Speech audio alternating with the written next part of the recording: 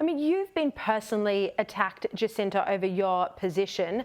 ABC News interviewed one of the prominent Yes campaigners, Marcus Stewart. He accused you, it was a really disgraceful slur, and I don't even want to repeat it here, but he accused you effectively of being a self-hating Indigenous person. You know, what's your response to this sort of vile commentary?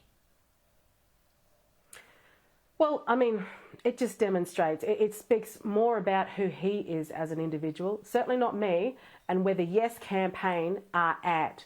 I mean, they've got a Prime Minister who's supposed to be advocating for them, who's not even reading the material that they're providing for them.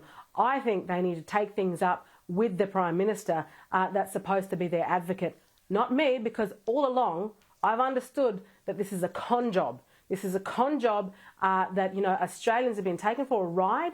I mean, the Prime Minister has been banking on gaslighting Australians, using emotional blackmail to get Australians to vote yes to something that he doesn't even know what it is in the first place.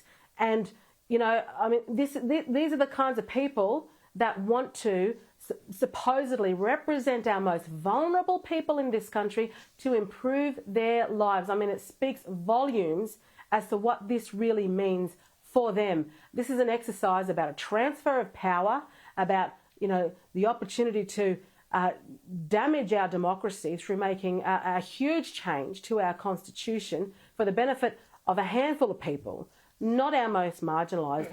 And as far as I'm concerned, I'm not going to shut up. I'll keep telling the truth. Never mind truth telling, I'll keep telling the truth and exposing the Yes campaign and their Prime Minister for exactly what is going on here. And nor should you. You have every right to have a say in this, just like everybody else does. When you look at the actual polling, though, according to that Sydney Morning Herald Resolve poll, that about a year ago, 62% of people did support the voice or Indigenous recognition. Now that's crashed to 46%. Do you think that it's quite ironic that what the Prime Minister is ultimately trying to do here is end disadvantage among Indigenous communities? He's trying to unify the country, but in fact the opposite is happening, and we're now seeing not just people turning away from the voice, but we're also seeing people starting to reject acknowledgement to country or welcome to country ceremonies as well. Look, Prime Minister Albanese has divided our nation.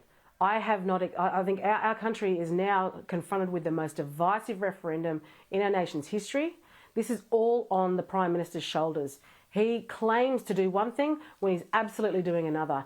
If he actually cared for our most marginalised, then he'd be back here in Alice Springs doing something about the kids that broke in to the school, Yiparinya School, the other night and stole their school bus, the kids that crashed that car. He would have done everything he could to make sure that they have the accommodation that they need, so they have a safe environment where they can sleep at night, where they are protected, where they have an education focus and actually have a future. But he's ignoring all of these things because he thinks the popular thing to do is just be a yes man and tell those that he thinks, you know, what they want to hear. Unfortunately, Australians can see right through this nonsense, can see right through the smoke and mirrors, and I'm pretty sure Australians are going, you know what, this is dangerous stuff. Yeah. We cannot go forward and support this proposal.